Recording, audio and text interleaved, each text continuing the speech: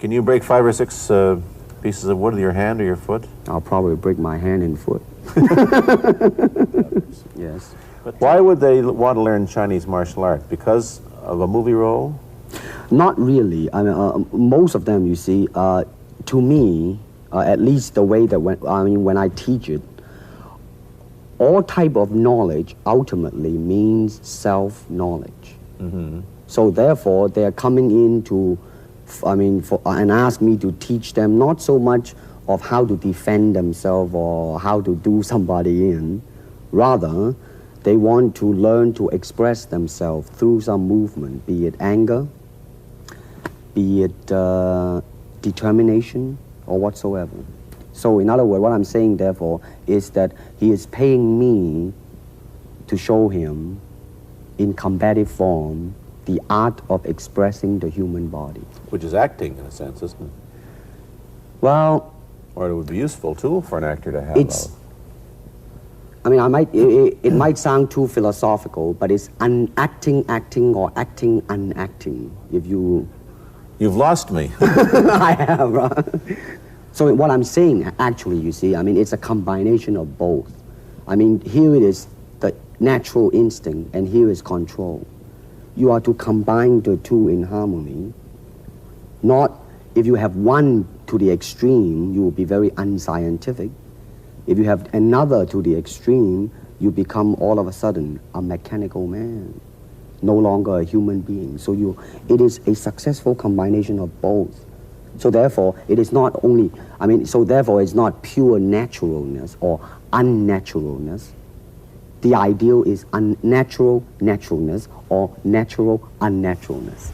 Yin-yang, eh? Right. You see, actually, I do not teach, karate because I do not believe in styles anymore. I mean, I do not believe that there is such thing as like Chinese way of fighting or the Japanese way of fighting or whatever way of fighting, because unless human beings have 3 arms and 4 legs, we will have a different form of fighting. But basically, we have only 2 hands and 2 feet. So styles tends to not only separate man, because they have their own doctrines, and then the doctrine became the gospel truth, that you cannot change, But if you do not have styles, if you just say, well, here I am, as a human being, how can I express myself totally and completely? Now, that way, you won't create a style, because style is a crystallization, that way, it's a process of continuing growth. When you're talking about fighting as it is, no rules. With no rules, not real fighting. Well, then, baby, you better train every part of your body. And when you do punch, now I'm leaning forward a little bit, hoping not to hurt any camera angle. You got to put the whole hip into it and snap it and get all your energy in there and make this into a weapon. I don't want to tangle you in any dark that right now. You came at me pretty fast there.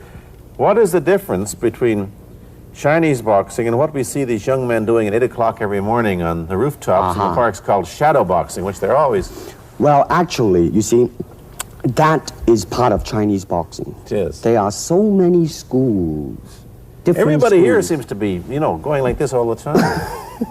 Well, that's good. I'm very glad. I'm very glad to see that, because at least somebody is caring for their own body, right? Yeah. That's a good sign. Well, it's a kind of a slow form of exercise, which is called Tai Chi Chuan. I'm speaking Mandarin just now. Yeah. Cantonese Tai Chi Chuan, okay? I see. And it's more of an exercise for the elderly, not so much for the young. Give me a demonstration. Show me. Can you do a little bit of it? Just so the hand-wise is very slow. Oh, is it? And you push it out, but all the time you are keeping the continuity going. Bending, stretching, everything. You just keep it moving. It's like a ballet dancer there. Yeah, it is. To them, you see, the idea is running water never grows stale. So you got to just keep on flowing. Of all your students, famous, James Garner, Steve McQueen, Lee Marvin, James Coburn, Roman Polanski, which was the best? Who adapted best to this Oriental form of exercise and defense? Well,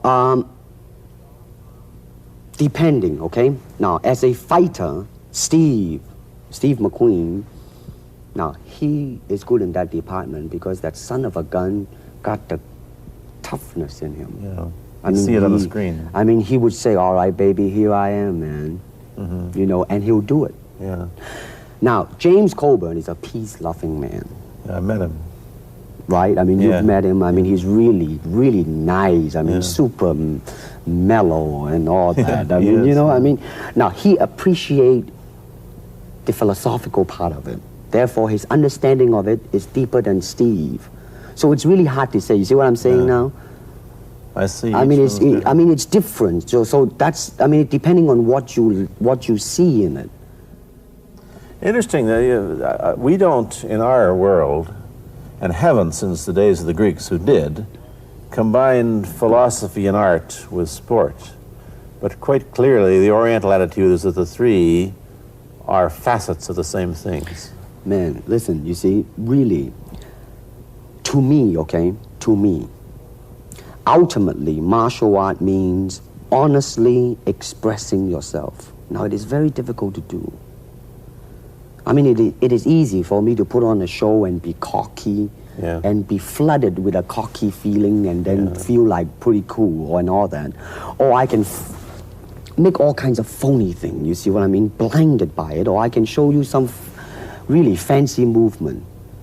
But to express oneself honestly, not lying to oneself, and to express myself honestly, now that, my friend, is very hard to do. And you have to train.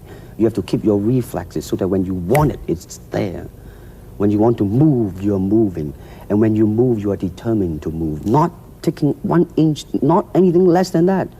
If I want to punch, I'm going to do it, man, and I'm going to do it, you see. So, I mean, so that is the type of thing you have to train yourself into it, to become one with the...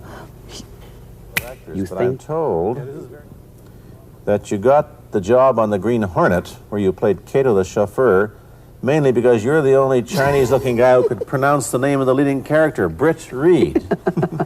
I meant that as a joke, of course. And it's a heck of a name, man. I mean, every time I said it at that time, I was super conscious. I mean, really now, that's another interesting thing, huh? Let's say if you learn to speak Chinese. Yeah. And it's very, I mean, it's not difficult to learn and speak the word. The hard thing, the difficult thing, it's behind what is the meaning, what brought on the expression and feelings behind those words. Like when I first arrived in the United States, and I look at a Caucasian, and I really would not know whether he was putting me on, or is he really angry, because we have different way of reacting to it. See, those are the difficult things, you see. It's almost as if you came upon a strange race where a smile didn't mean what it does to us. In fact, a smile doesn't always mean the same, does it? Of course not. Yeah, I just thought of that, Francesco. I said, empty your mind. Be formless, shapeless, like water. Now, you put water into a cup, it becomes the cup. You put water into a bottle, it becomes the bottle. You put it in a teapot, it becomes the teapot. Now, water can flow, or it can crash. Be water, my friend. Like that, you see? You still think of yourself Chinese, or do you ever think of yourself as North American? You know what I want to think of myself? As a human being. Because, I mean, I don't want to sound like, you know, as Confucius say, but under the sky, under the heaven, man, there is but one family. It just so happened, man, that people are different. And maybe in the contrast of comparison, some new thing might grow. So therefore, I mean, it's a very rich period to be in. I mean, like, if I were born, let's say, 40 years ago. Yeah. If I have a thought in my mind, I said, boy, I'm going to star in a movie or star in a television series in America. Well, that might be a vague dream, but I think right now, maybe, man.